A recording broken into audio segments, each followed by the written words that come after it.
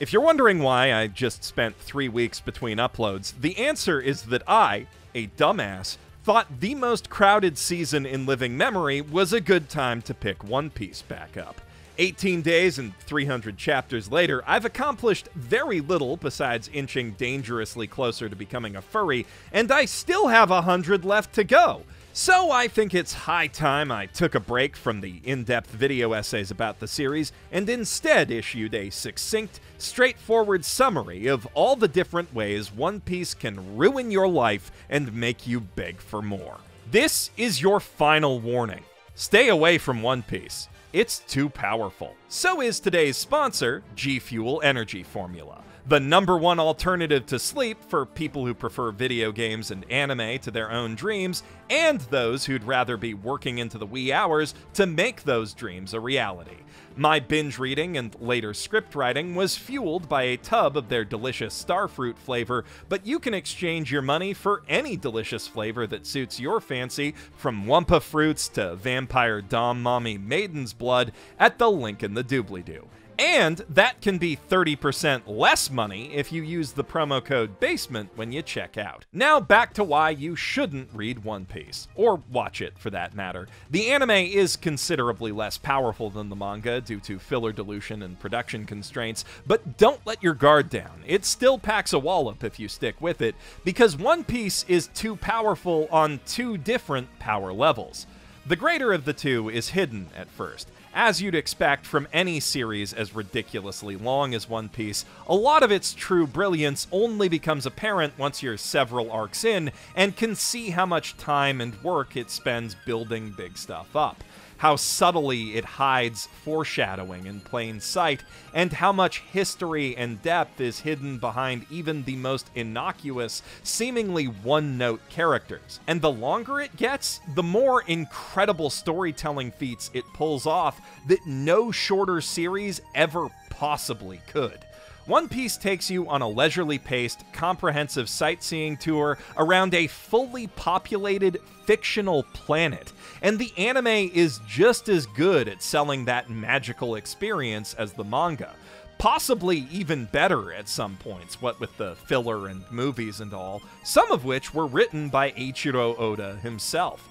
But what the anime doesn't capture, what it couldn't possibly capture on a weekly TV production schedule, is the insane quality of art and writing contained in each and every one of the manga's vast quantity of chapters, which is the part of this series that sucks you in immediately. The thing about One Piece that has allowed it to grow to the insane length it has within the notoriously competitive pages of Shonen Jump.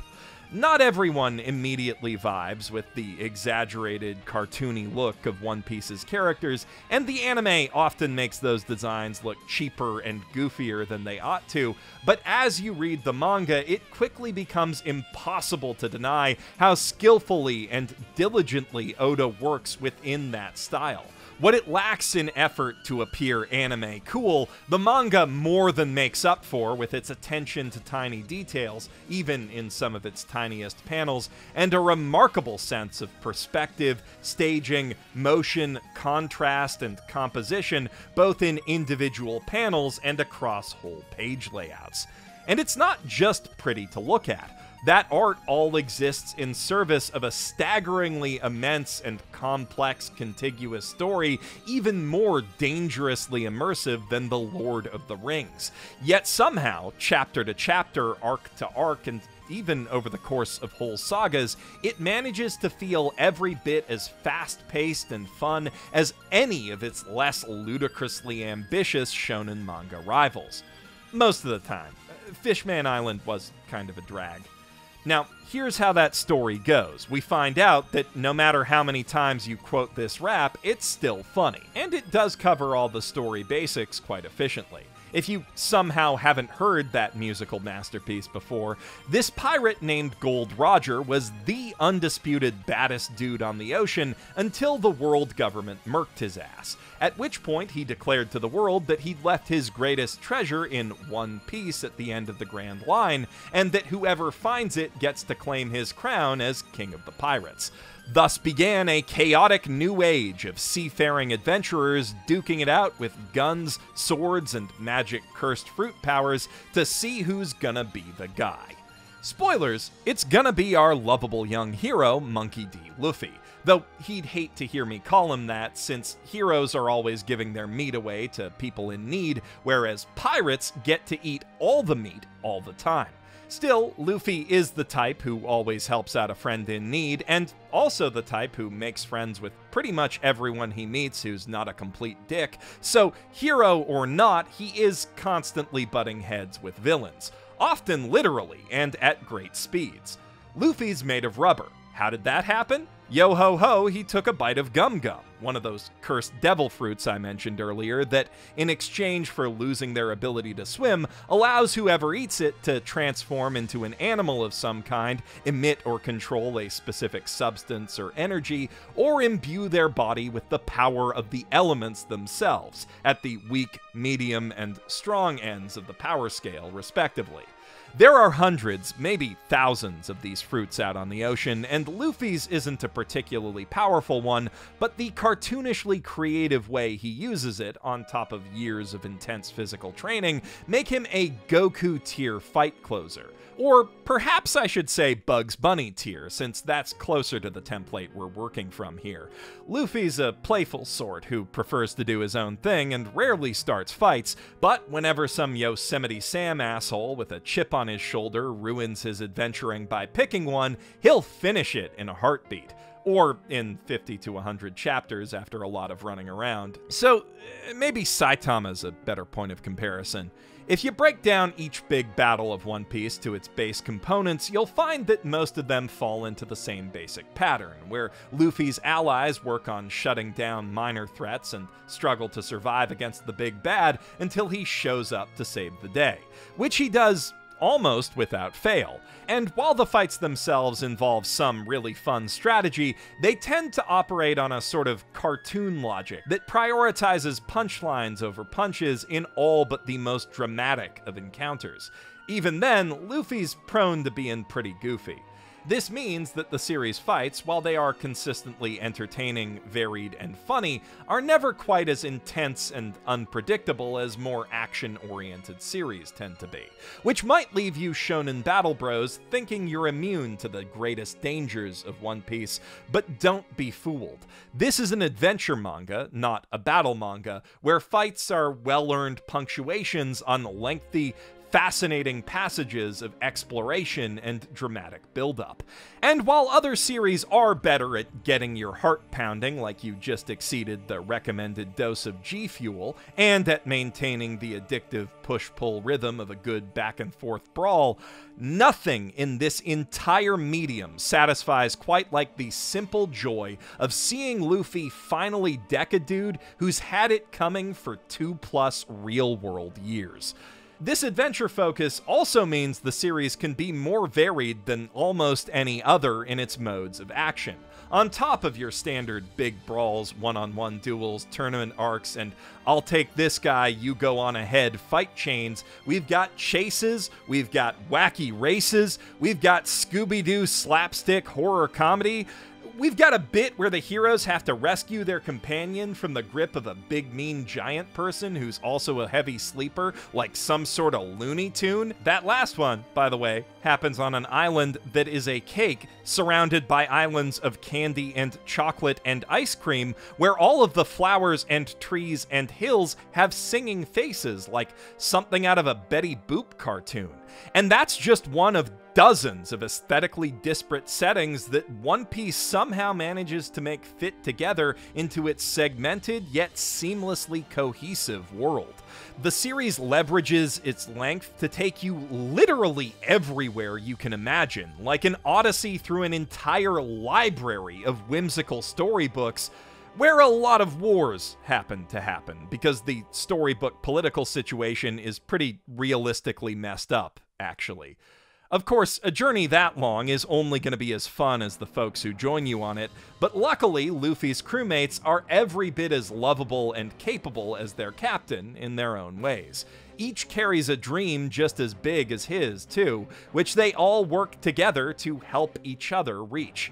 Zoro, future greatest swordsman in the world, is a stubborn ox with a mind as sharp as a katana when it comes to sword fighting, and dull as a bokken for pretty much everything else, especially directions. Fortunately, Nami more than makes up for that with her navigation skills, the greatest on the four seas, which she intends to map in their entirety one day. That isn't the only way she might take you for a ride, as she's a bit of a con artist with a nose for gold, but her heart's made of the same stuff, and she'd never betray her friends. More than once. As liars go, though, she's got nothing on Usopp, who's earned his Pinocchio-nose by telling countless whoppers about his bravery and skill as a pirate warrior, among many other things, always planning to be long gone before he actually has to back them up.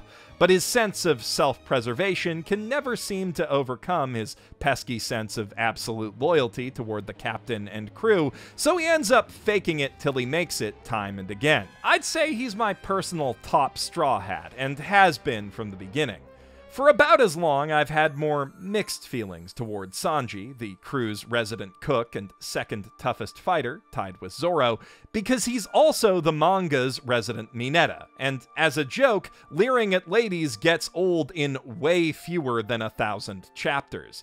The thing is, though, Sanji's also a pure, princely-type hero with a strong moral code and unflinchingly kind heart that makes him the coolest Straw Hat when he's not being the lamest, and over a long time, I've come to appreciate how his flaws round him out and ultimately enhance that coolness. Mostly. This is supposed to be a brief overview of the various dangers of One Piece, not an exhaustive survey, so I probably shouldn't cover the rest of the crew, but rest assured that each is as deep and dangerously lovable as the four I've just described. Especially Chopper, and especially Robin, and especially Frankie, and especially Brook, and especially Jinbei, and especially Vivi, and especially Karoo. Don't ask me to pick favorites. I can't do it. I love these wacky pirates more than my own friends and family, and you will too should you foolishly ignore my warning. One Piece is like a JRPG with the coolest party ever assembled, each one specialized to fill an essential role, each a viable fave for their personality and design alone, and all of them contributing to an irresistible group dynamic orders of magnitude more charming than the sum of its parts. Every 100-chapter-ish sequel in that JRPG franchise keeps that whole party together to tell a new, mostly self-contained story while adding one or two new permanent players to the roster, plus dozens of temporary guest characters, many of whom are just as wonderful. Bon Clay is the realest of real ones. Bartolomeo is the most relatable character in any manga ever. Buggy the Clown is just incredibly sad in the funniest possible way. And again, I'm in danger of overstepping the scope of this video. It's hard not to, though, and the character writing is so good, it literally made me cry over a drawing of a boat. Almost any one of these supporters would be the best secondary character in almost any other shonen anime or manga, and there are so many of them. Half the arcs introduce enough unique characters to fill a small town. What sets the Straw Hats apart, then, is that each of them could easily be a full protagonist in their own right. In fact, all of them fill that role in at least a few of the B and A plots of the series' various sagas and arcs, which helps all those stories feel connected and personal even as they expand to a global geopolitical scale. The Straw Hats all seem fairly static and archetypal at first glance. Given how complex this story gets, they need to be easily understood for it to remain even remotely accessible to new readers. However, across hundreds upon hundreds of chapters, they reveal cavernous hidden depths and grow, albeit at a glacial pace, along character arcs stretching well beyond the immediate horizon.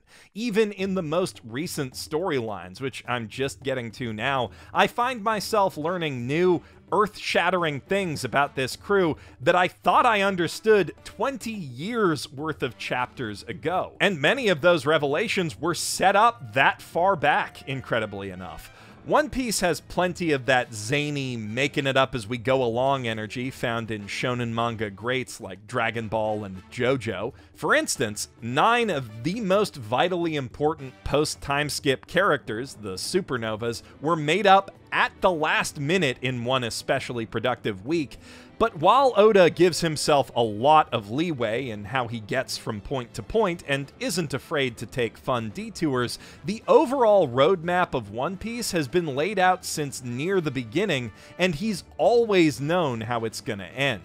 I originally thought that Thriller Bark was just a fun diversion that wouldn't have much bearing on the plot, and continued to hold that opinion for like 200 chapters, but little did I know it was planting world-building seeds and laying groundwork for massive plot turns 300-plus chapters away. And that's pretty normal for this series, actually. If anything, it's on the short side of these setup to payoff gaps. At the story's outset, we're given zero idea of what being King of the Pirates even means for Luffy, and you'd be forgiven for interpreting it as yet another hollow status MacGuffin like Hokage, Pokemon Master, or Wizard King.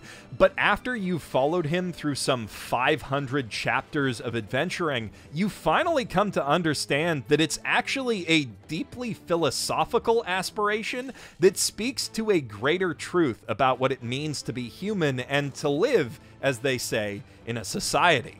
All of that philosophy is present from the very start of Luffy's tale. It informs all of his actions, and a lot of his dialogue alludes directly to it. But at the same time, most of that only lines up in hindsight, and this clarification of purpose sheds new light on a lot of things he's said and done up to that point. When you read back through earlier chapters after seeing where it all leads, it's like a whole new adventure all over again. You pick up on clues that are obvious in retrospect, which in turn point to potential portents of even greater reveals still yet to come. Events and places get reinterpreted in the context of the much greater world you now know, and words and actions take on new meaning as what were once just exciting anime pirate strangers have become close friends and hated nemeses. The series pulls off a lot of long con narrative magic tricks, but this way the things that make later arcs so good also retroactively improve all of the older parts that they're building on is perhaps the most impressive. One Piece just gets better and better as it goes along, but it has also simultaneously always been that good, which only makes sense if you know what goes into it. Eiichiro Oda is the sort of meticulous perfectionist who, despite having had the broader arcs of this story mapped out since it started, still spends entire days just thinking about the direction each chapter should take before he starts drawing it. And lest you think that lengthy pre-production plot planning process might detract from the time he has to draw, something he still does entirely by hand with a pen and paper, don't worry. He simply chooses not to sleep. The man wakes up at 5 a.m., goes to bed at 2 a.m., and spends every interceding minute that he's not eating or pooping making One Piece. Once the manuscript's handed in, he spends a bit of time with his family, and then passes the fuck out until it's time to do it again. And what I'm describing is not crunch. It's the normal weekly work schedule that he's been keeping up for 24 years with barely any breaks. He took a month-long vacation once, back in 2010, after the series hit its time skip, but aside from occasional weeks off, that's it. I can't even fathom how much G Fuel I'd need to live like that. I'd probably end up saving thousands using the promo code BASEMENT to get 30% off, link in the doobly-doo. Obviously, this is not healthy. In fact, these practices have hospitalized Oda at least once a few years ago, after which he started fitting more regular breaks into his schedule and added time on an exercise bike to that eating/pooping block I mentioned earlier. In general, mangaka overworking themselves is way too common and not something to be celebrated, given how many literally die from it, most recently Kentaro Miura. That said, in Oda's specific case, it is as much a product of his personal dedication to this work of art as it is the broader systemic problems plaguing the manga industry, and I think that dedication, at least, is admirable and a big part of what makes this manga so good. You could even call Oda Patient Zero for the infectious obsession that makes this series so damn dangerous. Oda does have assistants who take some of the load off by drawing in the backgrounds, but never the characters or effects. Anything that moves, he draws himself to ensure that the art carries the proper feeling.